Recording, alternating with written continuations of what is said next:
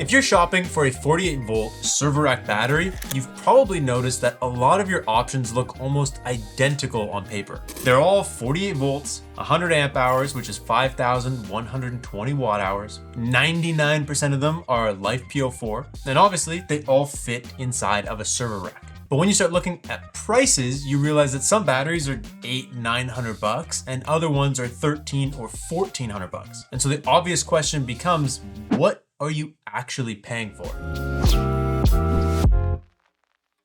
So welcome back to the lab where our opinions cannot be bought. We have made full review videos on both of these batteries on the channel in the past. The EG4 LL is kind of like our gold standard server rack battery. It's great, we recommend it all the time. And this WattCycle is actually one of the only budget server rack batteries that we actually recommend for you guys to purchase. But the question that we get all the time is this expensive battery actually better, or are you kind of just paying for the name?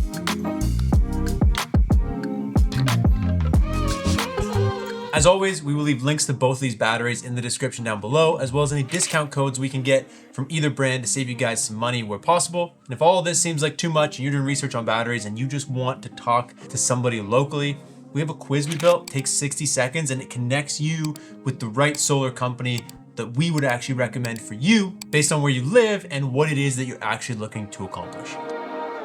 So starting with the edge of this WattCycle battery, obviously the first thing is gonna be the price. Right now, at the time of filming, this thing is $829, whereas the EG4 LL battery is over $1,400. You can get the LiFePO₄ version of the EG4 if you wanna save like $100. It gets rid of the screen, it's about $1,300. Either way, those batteries are both dramatically more expensive than this one.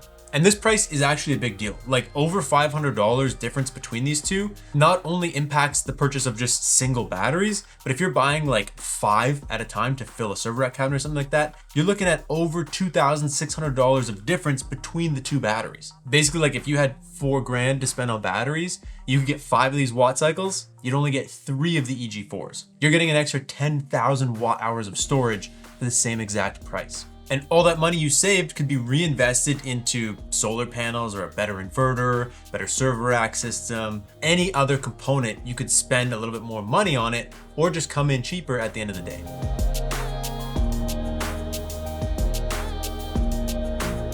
And the reason we actually recommend this WattCycle isn't actually just because it's cheap. We've had a lot of cheap batteries come through here that we did not recommend. We recommend this one because it is not only cheap, but it has a lot of standard features that you want to see even in a budget battery. It's got a separate battery breaker right here, and then the actual BMS switch, which is important. You have a really nice LCD screen, which is actually a touch screen as well. BYD is a huge company in Europe. I believe they're moving over here right now, but either way, they're claiming really good grade A quality BYD batteries, and they have active cell balancing, which just means it's going to charge and discharge a little bit more efficiently.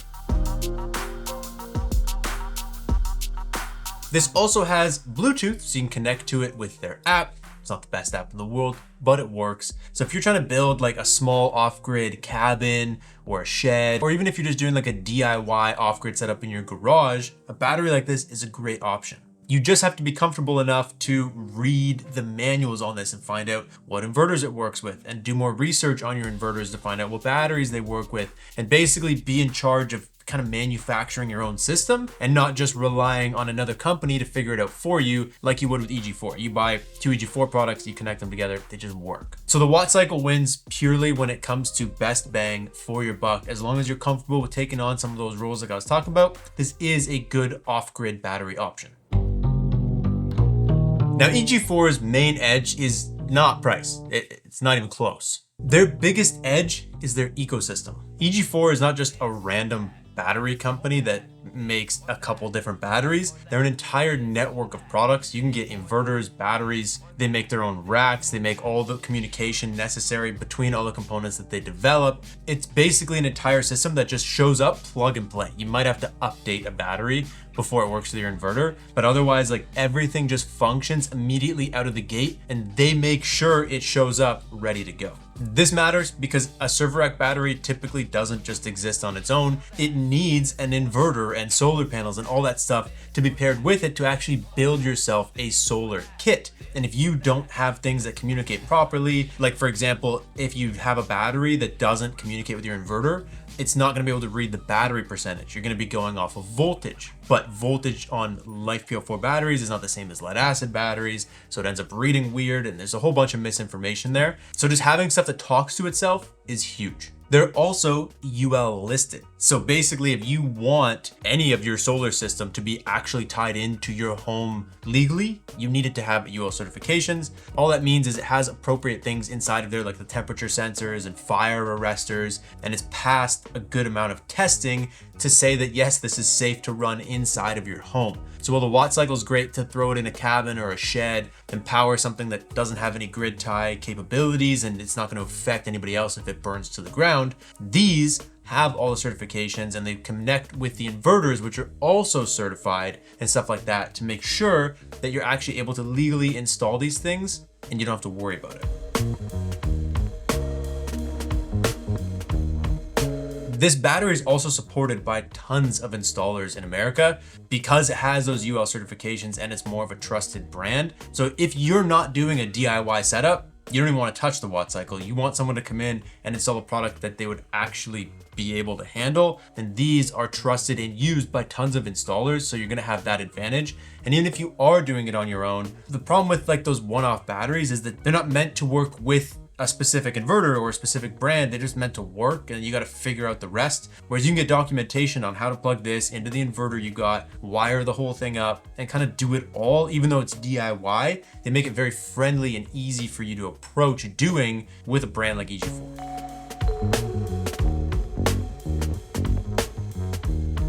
You can also expand these batteries like crazy. These batteries, you can have a max of 64 of them in parallel, which gets you a massive total system, a lot bigger than you can do with those WattCycles. Most people are never gonna build a system that big. That's crazy. 64 of these batteries is a massive system, but the point is, it just tells you that if you ever wanted to, or if you're even thinking like, I'm gonna start now and then grow later, you're probably never gonna hit that maximum threshold of what you can actually do. So if you're going for just purely needing to legally install it, having something that actually works within an ecosystem, or you just want a massive overall system, there's really not a lot you can do to compete with this battery. So at the end of the day, biggest advantage is their ecosystem, their support, the scalability, and the install confidence you get with a brand like this. So at the end of the day, which one of these is actually best for you? The answer really just depends on what kind of system you're building. If you're building a budget DIY system that is off-grid, like at a cabin or something like that, the WattCycle is really hard to ignore. It's a great battery, it performs well, and it's super cheap. If you're building something that needs to be permitted, or you're gonna tie it into your house, or you just want something that you can install with more confidence and you know that it's gonna work with a better ecosystem, the EG4 LL is still probably the battery we recommend the most to people who don't mind paying a little bit more money for the convenience of the battery. Either way, we will leave links to both of these in the description down below. If you're trying to go budget, honestly, this is like the only budget battery that we've really recommended and stood behind, but we'll leave coupons and everything down below to both. We'll leave links to our quiz. Like I said, it takes you 60 seconds and it connects you with the right solar company depending on your needs and where you live. So you guys can always take that to get a little bit of extra help. Otherwise, that's all we got for you guys. We will catch you in the next one. Thank you so much for watching. Peace out and stay charged.